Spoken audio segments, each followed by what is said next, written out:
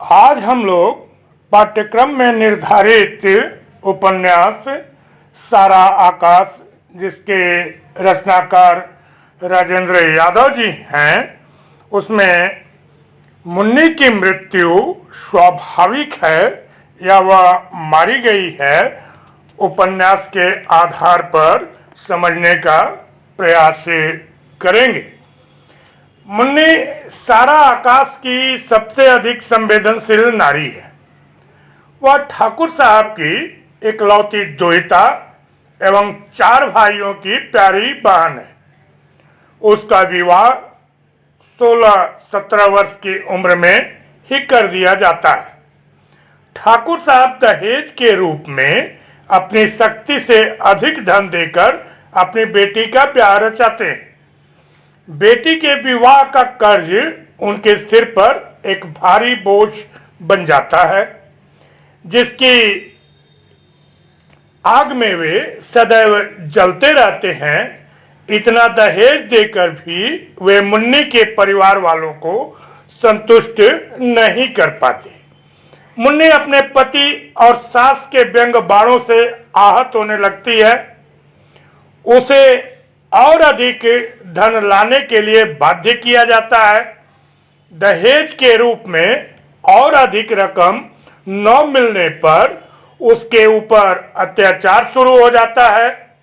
सास एवं पतिदेव उसे शारीरिक यातनाएं भी देने लगते हैं। वह परिवार की बधू नहीं अपितु दासी के रूप में जीवन यापन करने के लिए बाध्य कर दी जाती है। आए दिन मिलने वाला शारीरिक दंड, मानसिक प्रताड़ना उसके जीवन को नारकीय बना देते हैं। पति की लंपटता एवं सुरा सुंदरी की हवस उसके जीवन को और भी बोझिल कर देती है। सास के जीवित रहने तक तो पति अपनी रखैल से बाहर ही रंगरेलिया करता है, लेकिन उसके मृत्यु के बाद वह पूर्ण स्वच्छंद हो जाता है। अपनी रखैल को घर ले आता है। मुन्नी के सामने ही उसके साथ रंगरेलिया करता है। मुन्नी को उसकी सेवा में एक दासी के रूप में नियुक्त कर देता है। मुन्नी को 2-2 दिन तक खाना नहीं देता है। रात रात भर उसकी दोनों हथेलियों पर खाट के पाए रखकर उसी खाट पर अपने रखैल के साथ वासनात्मक क्रीड़ाएं करता है। बेतों की मार से उसके शरीर को लहूलुहान कर देता है। एक दिन इतना मारता है कि मुन्नी अधमरी हो जाती है। इसी अवस्था में उसे घर से बाहर फेंक देता है।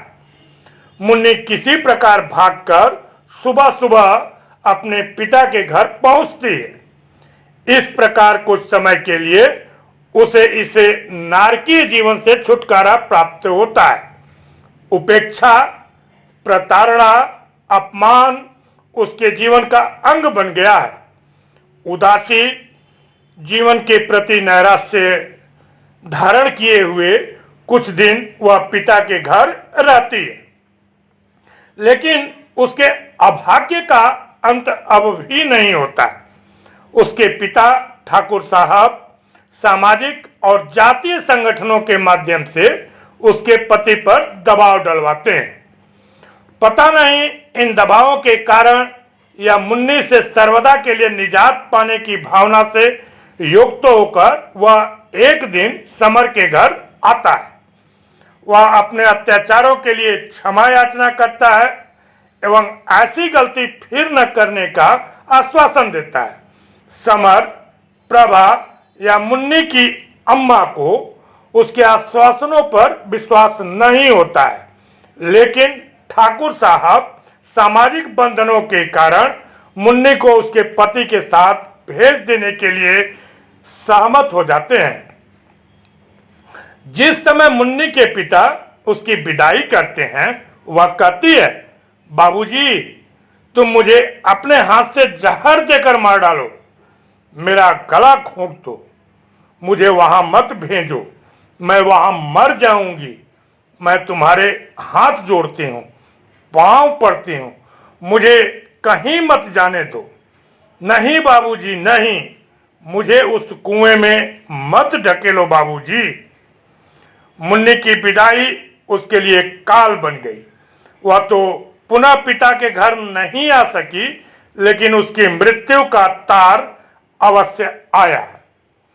मुन्नी की यातना और शोषण संपूर्ण नारी की यातना और शोषण का प्रतीक है। दहेज की चिंता मुन्नी को खा गई। पति की प्रताड़ना एवं लंपटता की वह शिकार हो गई।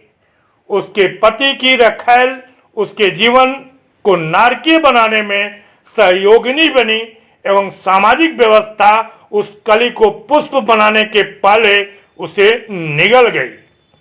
मुन्नी की इस अस्वाभाविक मृत्यु का कारण कौन है, व्यक्ति या व्यवस्था? यह एक अहम प्रश्न है। मुन्नी के संदर्भ में उसके मृत्यु के उत्तरदायी ये दोनों हैं।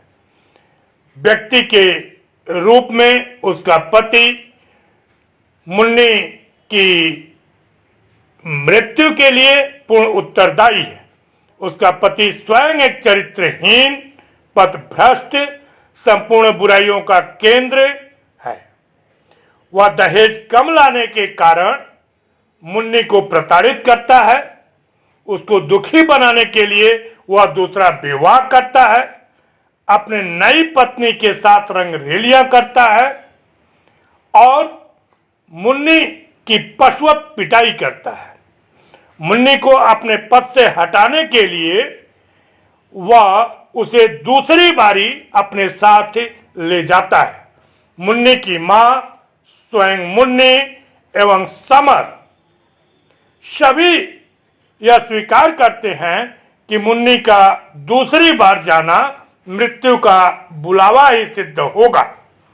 मुन्नी सचमुच मार डाली जाती है। मुन्नी की मृत्यु के लिए सामाजिक व्यवस्था कम उत्तरदायी नहीं है। जिस समाज में स्वच्छंद दहेज प्रथा दिन प्रतिदिन पनपती रहेगी, बहुविवाह की छूट मिलती रहेगी, उसमें एक नहीं लाखों मुन्नियों की मृत्यु इसी प्रकार होती रहेगी। जिस समाज में पुरुष की स्वच्छंदता, लंपटता पर सामाजिक दबाव नहीं होगा, जिस समाज में पुरुषों को पुनर्विवाह की छूट होगी लेकिन नारी को तलाक या पुनर्विवाह की छूट नहीं होगी, जहां नारियों का जीवन पुरुषों की कृपा पर ही आश्रित होगा, आर्थिक साधनों का उसका हक नहीं होगा, वहां मुन्नी ऐसी ललनाएं अकाल कालवित होती रहेंगी। मुन्नी की मृत्यु स्वाभाविक मृत्यु नहीं है। घटना चक्र को ध्यान से देखा जाए तो यही लगता है कि मुन्नी मरी नहीं, अपितु मारी गई है। उसका पति पहले भी उसे अधमरी करके ही छोड़ा था। भाग्य से ही वह पिता के घर पहुंचकर बच सकी। सामाजिक दबाव एवं जातीय संगठनों के दबाव के कारण ही वह मुन्नी को दूसरी बार ले जाने के लिए बाध्य होता है। निश्चय ही दूसरी बार ले जाने के पीछे उसका एकमात्र उद्देश्य यही रहा होगा कि मुन्नी की जीवन लीला को समाप्त कर वह मुन्नी से निजात पाले, जिससे सामाजिक एवं जातीय दबावों का सामना उसे न करना पड़े। मुन्नी के मृत्यु का समाचार भी वह टेलीग्राम से देता है, जिससे उसके प्रति उत्पन्न संदेह पूर्ण सत्य सिद्ध हो जाता है। यहाँ समर का कथन सही प्रतीत होता है कि मुन्नी मरी नहीं, मारी गई है। आज हम लोगों ने पाठ्यक्रम में निर्धारित उपन्यास सारा आकाश, जिसके रचनाकार राजेंद्र यादव जी हैं, उसकी पात्र मुन्नी की मृत्यु स्वाभाविक है या वह मारी गई, उपन्यास के आधार पर समझने का प्रयास किया। आज के लिए बस इतना ही। आप सभी को बहुत बहुत धन्यवाद।